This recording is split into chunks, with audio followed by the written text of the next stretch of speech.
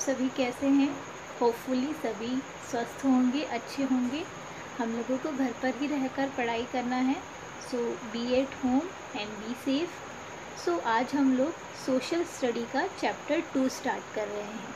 Chapter 2 का name है globe and map. यहाँ पर हम लोग ग्लोब और मैप के बारे में आज पढ़ेंगे। ग्लोब क्या होते हैं, मैप क्या होते हैं, साथ ही हम एडवांटेजेस ऑफ मैप भी पढ़ेंगे।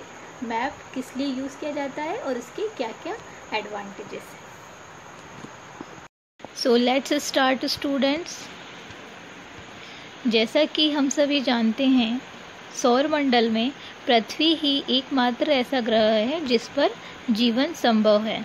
सभी जानते हैं कि अर्थ पर ही लाइफ पॉसिबल है। क्या आप जानते हैं ऐसा क्यों है? क्योंकि पृथ्वी के चारों ओर एक वायु का आवरण है, एक परत है, गैसों की परत है, जिसे एटमॉस्फेयर कहा जाता है, वायुमंडल कहा जाता है। इसी के कारण पृथ्वी का जो टेम्परेचर है, तापमान है, वो एवरेज होता है, मध्यम होता है, जो कि सभी जीवधारियों के जीवन के लिए, सभी लिविंग थिंग्स के जीवन के लिए ज़रूरी होता है। अब यहाँ पर आप देख रहे हैं राइट साइड में, जब अंतरिक्ष से पृथ्वी को देखा जाता है तो वह कुछ इस तरह से दिखाई देती है। यहाँ पर आप देख रहे हैं कि पृथ्वी साइज़ में बहुत ही बड़ी है। अगर हमें पृथ्वी के सभी स्थानों के बारे में जानना हो तो हम कैसे जानेंगे? तो पृथ्वी के सभी स्थानों के बारे में जानने के लिए कौन सा स्थान कहाँ पर है, कि उसका आकार कैसा है, उसकी स्थिति कैसी है, यह जानने के लिए हमें उसके एक छोटे नमूने, एक छोटे मॉडल की ज़रूरत होगी, और यह मॉडल ही ग्लोब कहलाता है। अब हम लोग ग्लोब के बारे में पढ़ेंगे। राइट हैंड साइड पे आप देख रहे हैं ग्लोब का डायग्राम बना हुआ है। यहाँ पर आप देख रहे हैं ग्लोब पिक्चर में किस तरीके से यह एक पृथ्वी का छोटा मॉडल है, जिसमें हम पृथ्वी के सभी स्थानों के बारे में अध्ययन कर सकते हैं, स्टडी कर सकते हैं। यहाँ आप देख रहे हैं कि यह दिखने में पृथ्वी की तरह ही राउंड शेप में है, गोल शेप में है, और पृथ्वी के सभी अलग अलग स्थानों के बारे में जानने के लिए हम लोग ग्लोब का यूज़ करते हैं। ग्लोब पर आप देख रहे हैं कहाँ पर वाटर है और कहाँ पर लैंड है, इसके भी हम इजीली देख सकते हैं, क्योंकि यहाँ पर आप देख रहे हैं कि जो ब्लू पार्ट है वह वाटर को शो कर रहा है, पानी को शो कर रहा है, और जो ग्रीन और येलो पार्ट है वह भूमि को, लैंड को शो कर रहा है। तो पृथ्वी पर कहाँ पर भूमि है और कहाँ पर पानी है, यह ग्लोब के यूज़ करके हम देख सकते हैं।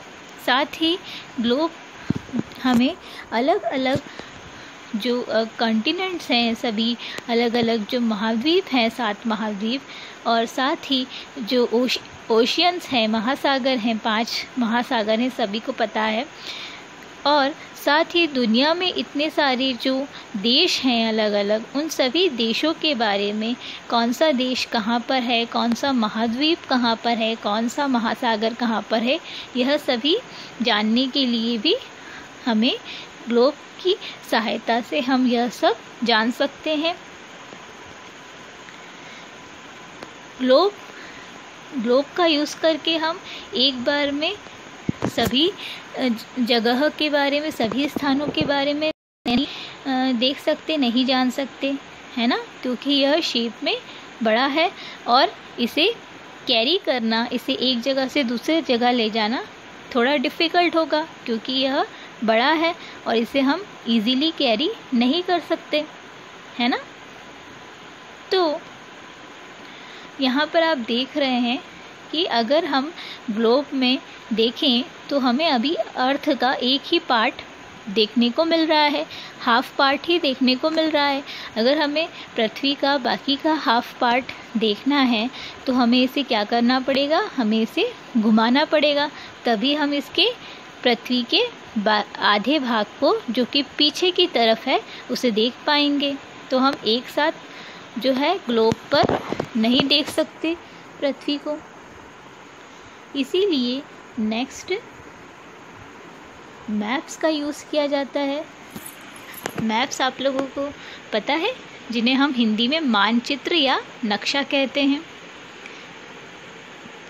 नक्शे और मानचित्र, इनका भी यूज़ किस लिए किया जाता है? पृथ्वी पर अलग अलग स्थानों के बारे में जानने के लिए। कौन सा स्थान कहाँ पर है, उसका आकार कैसा है, उसकी स्थिति कैसी है और पृथ्वी पर वह कहाँ स्थित है, यह जानने के लिए हम नक्शे का उपयोग करते हैं। नक्शे, मानचित्र जो हैं, मैप्स जो हैं, वो होते क्या हैं एक्चुअली में? यह एक प्लेन पेपर पर बनी ड्राइंग होते हैं, चित्र होते हैं, जिस पर सभी अर्थ के अलग अलग पार्ट्स के बारे में, अलग अलग भागों के बारे में जानकारी होती है। नक्शे छोटे भी होते हैं और नक्शे आकार में बड़े भी होते हैं, बड़े नक्शे भी होते हैं। जैसे कि आप लोगों ने देखा होगा कि बहुत सारे जो नक्शे होते हैं वह बड़े बड़े नक्शे होते हैं और कुछ नक्शे जो होते हैं वह छोटे होते हैं। आप लोगों को पता है ऐसी बुक जिसमें बहुत सारे नक्शे होते हैं, तो उस बुक को क्या कहा जाता है? उस बुक को एटलस कहा जाता है। A book of maps is known as Atlas.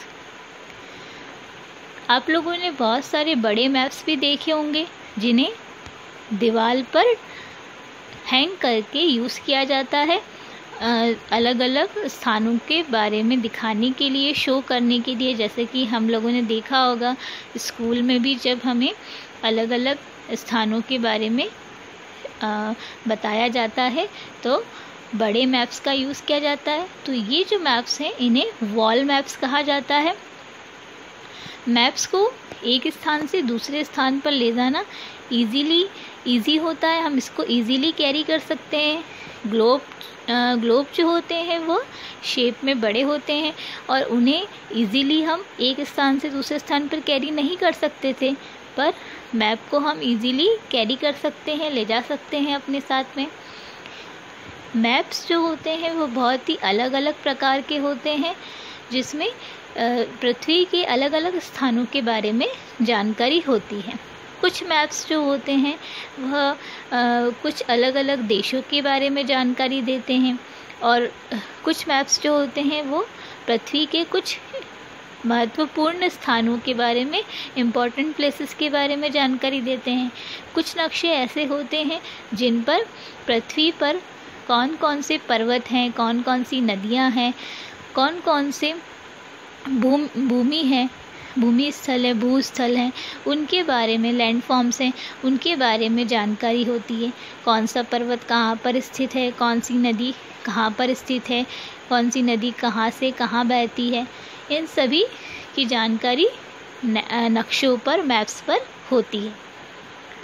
Next हम लोग पढ़ेंगे एडवांटेजेस ऑफ मैप्स। मैप्स की हमें सहायता से हम क्या क्या कर सकते हैं, मैप्स क्यों यूज़फुल हैं।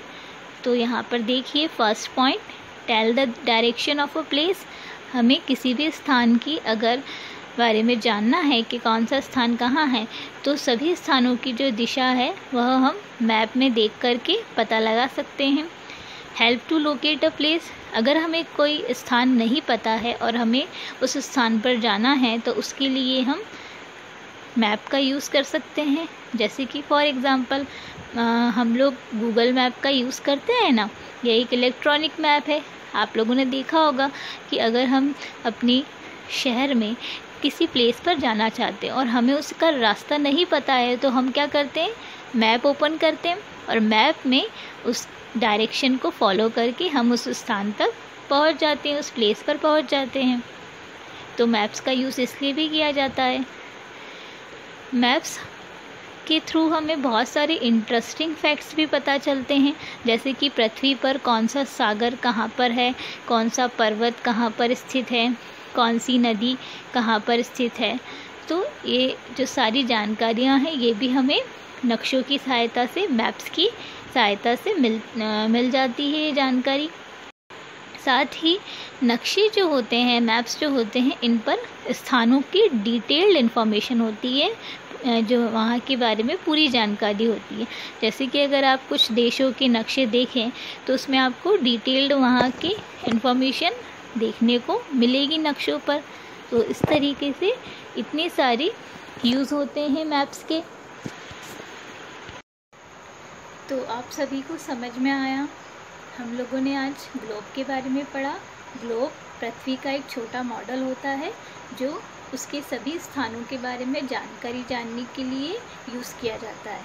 इसके अलावा हमने मैप के बारे में पढ़ा, नक्शे के बारे में पढ़ा, नक्शे क्यों यूज़ किए जाते हैं, मैप्स क्यों यूज़ किए जाते हैं, इनके बारे में भी आज हमने पढ़ा। इसके आगे के पार्ट के बारे में हम लोग नेक्स्ट वीडियो में पढ़ेंगे। Thank you.